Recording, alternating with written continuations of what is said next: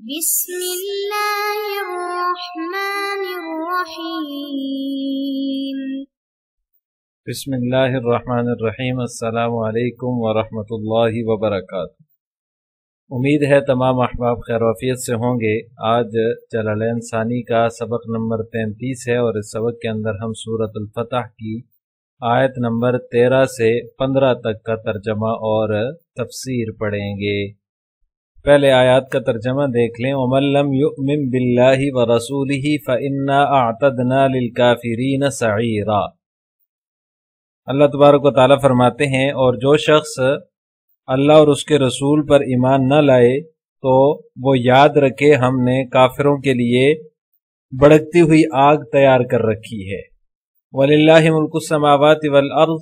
يَغْفِرُ لِمَن يَشَاءُ وَيُعَذِّبُ مَن يَشَاءُ وَكَانَ اللَّهُ غَفُورًا رَحِيمًا۔ اور آسمانوں اور زمین کی سلطنت تمام تر اللہ ہی کی ہے۔ یغفر لمن یشاء ویعذب من یشاء، اور وہ جس کو چاہے بخش دے اور جس کو چاہے عذاب دے۔ وَكَانَ اللَّهُ غَفُورًا رَحِيمًا، اور اللہ تبارک و تعالی بہت بخشنے والا بہت مہربان ہے۔ پہلی آیت مبارکہ جو ہے اس کے اندر اللہ تبارک و تعالی نے کافروں کے لیے وعید بیان فرمائی ہے کہ جس طرح پیچھے رہ جانے والے جو ہیں مخلفین جو ہیں وہ ایمان نہیں لائے، اس طرح اگر کوئی اور بھی ایمان نہیں لائے گا تو ان کے لیے ہم نے جہنم کی آگ تیار کر رکھی ہے، جو شخص اللہ اور اس کے رسول پر ایمان نہ لائے، کیونکہ وہ کفر پر ہے اور کافروں کی سزا جہنم ہی ہے۔ اس لیے اللہ تبارک و تعالی نے کافروں کے لیے اس میں وعید بیان فرمائی ہے۔ اور اس کے بعد دوسری آیت جو ہے وَلِلَّهِ مُلْكُ السَّمَاوَاتِ وَالْأَرْضِ، اس میں اللہ تبارک و تعالی نے اپنی شان مالکیت اور مغفرت اور مواخذے کا ذکر فرمایا ہے۔ وَلِلَّهِ مُلْكُ السَّمَاوَاتِ وَالْأَرْضِ، اور اللہ ہی کے لیے ہے آسمانوں اور زمین کی ملکیت۔ یغفر لمن یشاء ویعذب من یشاء، وہ جس کو چاہے عذاب دے، جس کو چاہے مغفرت فرما دے، اس کی بخشش فرما دے۔ وَكَانَ اللَّهُ غَفُورًا رَحِيمًا، اور اللہ بخشنے والا بڑا مہربان ہے۔ جن لوگوں نے اللہ تعالیٰ اور اس کے رسول صلی اللہ علیہ وسلم کے حکم کی خلاف ورزی کی اور کفر پر ڈٹے رہے اور یہ جھوٹے منہ کہتے رہے کہ ہمارے لیے استغفار کیجیے، اگر یہ لوگ توبہ کر لیتے ہیں تو پھر اللہ تعالیٰ ان کی مغفرت فرما دے گا۔ توبہ کے بغیر جو ہے وہ کافر کی توبہ جو ہے وہ ایمان کے بغیر قبول نہیں ہوتی، لہٰذا کافر کے لیے ایمان لانا ضروری ہے۔ ایمان لائے گا تو وہ اس کی توبہ قبول ہوگی۔ یہ جھوٹے منہ جو کہتے ہیں، جیسا کہ پچھلی آیات میں گزرا ہے کہ آپ اللہ تعالیٰ سے ہمارے لیے استغفار کیجئے، تو استغفار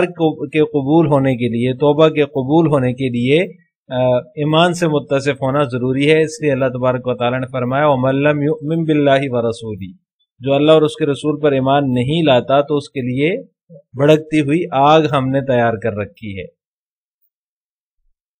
وَمَن لَّمْ يُؤْمِن بِاللَّهِ وَرَسُولِهِ فَإِنَّا أَعْتَدْنَا لِلْكَافِرِينَ سَعِيرًا نَارًا شَدِيدَةً۔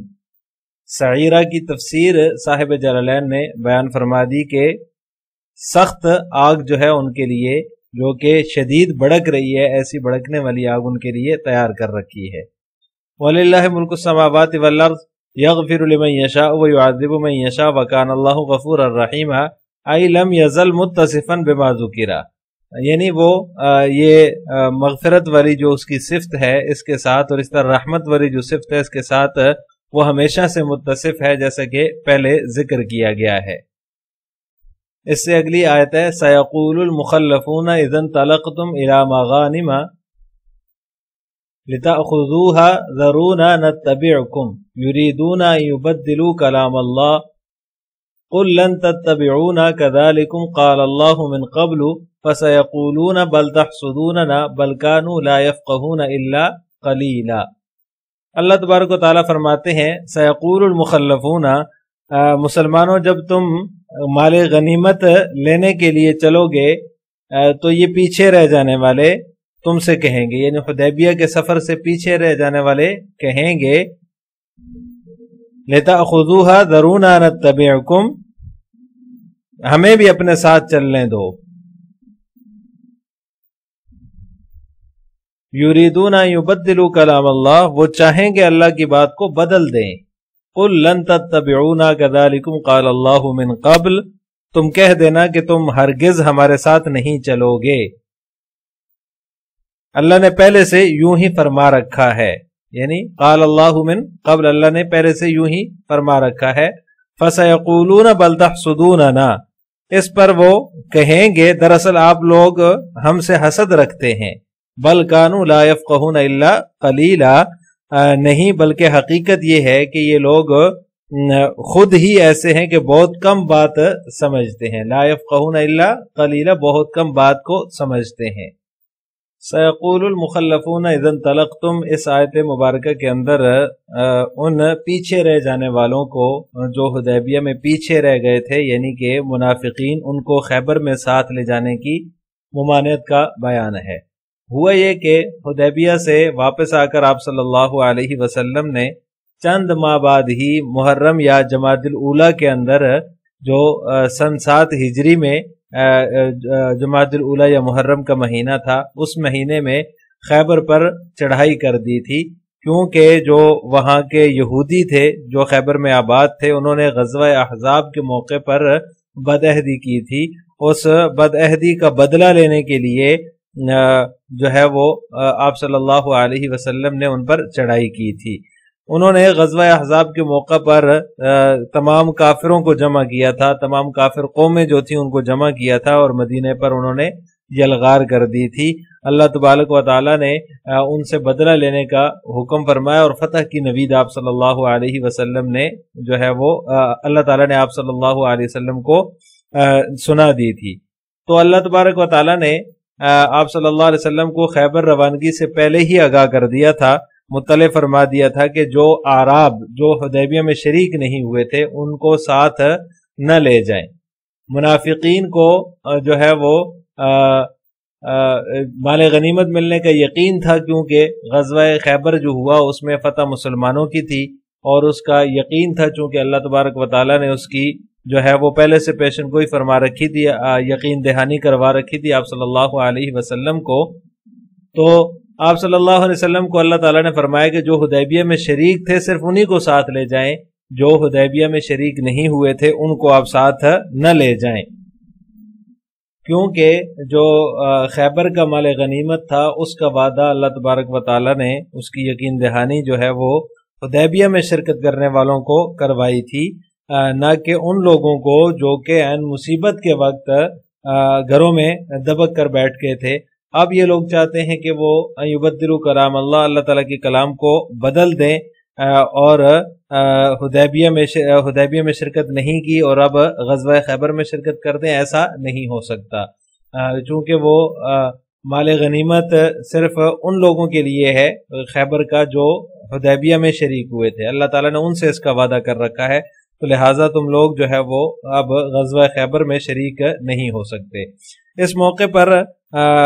آپ صلی اللہ علیہ وسلم نے ان لوگوں کو ہی شریک کیا تھا جو صرف حدیبیہ میں آپ کے ساتھ تھے، اور کچھ مخلص مسلمان بھی تھے جو کسی وجہ سے حدیبیہ میں شریک نہیں ہو پائے تھے، لیکن چونکہ یہ حدیبیہ میں شرکت کرنے والوں کے ساتھ خاص تھا اس لیے جو ہے وہ لوگ بھی خیبر میں شریک نہیں ہو سکے، جبکہ جو ہے وہ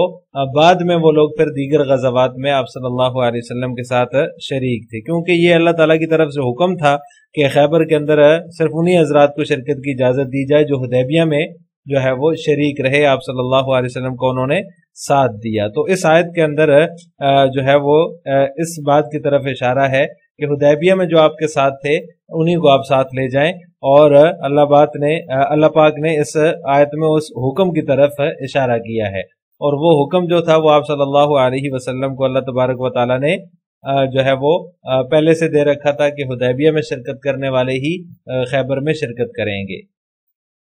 یریدون ان یبدلوا کلام اللہ، اس سے بھی مراد خیبر کے جو غنائم ہیں ان کا اہل حدیبیہ کے ساتھ مخصوص ہونا مراد ہے،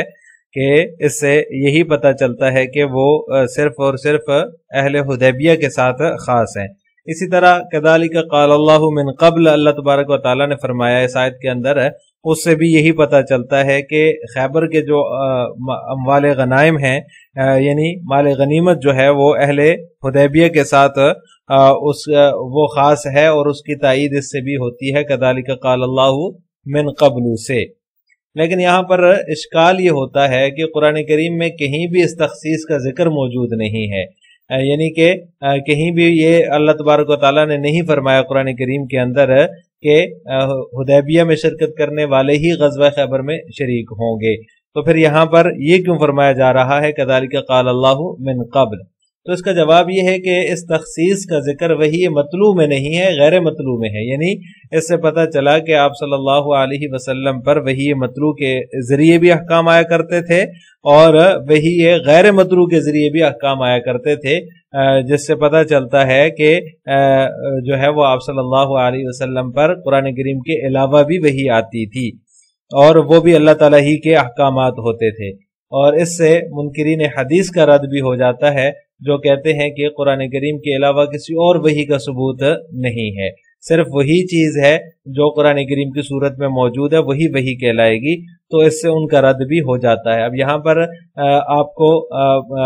نظر آ رہا ہے کہ اس آیت میں اللہ تبارک و تعالیٰ فرما رہے ہیں کذالک قال اللہ من قبل، یعنی اللہ تبارک و تعالیٰ نے پہلے آگاہ فرما دیا تھا، تو وہ پہلے آگاہ کرنا قرآن میں کہیں مذکور نہیں ہے، تو اس سے پتہ چلا کہ وہی غیر مطلوع کے ذریعے اللہ تبارک و تعالیٰ نے آپ صلی اللہ علیہ وسلم کو اس کی خبر دی تھی کہ خیبر میں وہی شریک ہوں جو حدیبیہ میں شریک تھے، تو لہٰذا اس تخصیص کا ذکر جو ہے وہ وہی غیر مطلوع کے اندر ہے، وہی مطلوع کے اندر نہیں ہے، یعنی کہ یہ جو قرآن کریم ہے جس کی ہم تلاوت کرتے ہیں اس کو وہی مطلوع کہا جاتا ہے، اور وہی غیر مطلوع جو ہے حدیث ہے، اور اس کے حدیث جو ہے اس کو وہی غیر مطلوع کہا جاتا ہے، اور اس میں اس طرح کے احکامات موجود ہیں، یعنی اللہ تبارک و تعالی حکم نازل فرماتے ہیں تو آپ صلی اللہ علیہ وسلم گفتگو فرماتے ہیں، یا کسی کے بارے میں جو حکم بیان فرماتے ہیں وہ وحی کے بغیر نہیں فرماتے، تو اس سے پتہ چلا کہ وحی کی دو اقسام ہیں، اور منکرین حدیث کا بھی اس سے رد ہو جاتا ہے کہ وہ بھی وحی ہوتی ہے جو کہ غیر مطلوع ہوتی ہے۔ اب تفسیر جلالین ملاحظہ ہو سیقول المخلفون المذکورون، یہ مخلفون کی تفسیر بیان فرما دی کہ مخلفون سے مراد یعنی پیچھے چھوڑے ہوئے لوگوں سے مراد وہ ہیں جن کا ذکر پہلے گزر چکا ہے، یعنی کہ منافقین جو حدیبیہ میں پیچھے رہ گئے تھے اور وہ آپ صلی اللہ علیہ وسلم کے ساتھ حدیبیہ میں شریک نہیں ہوئے تھے۔ اذن طلقتم الی مغانم، یا مغانم خیبر،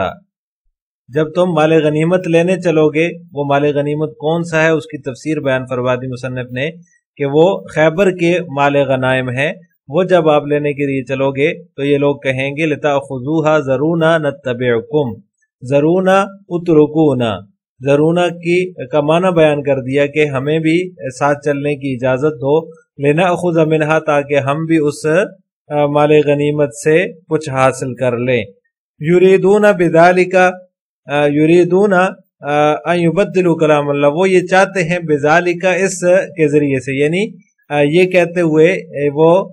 یہ چاہتے ہیں کہ اللہ تعالیٰ کے کلام کو بدل دیں، یعنی اس کے ذریعے سے وہ اللہ تعالیٰ کے کلام کو بدلنا چاہتے ہیں۔ وفی قراءۃ کلیم اللہ، یہ کلام اللہ کے اندر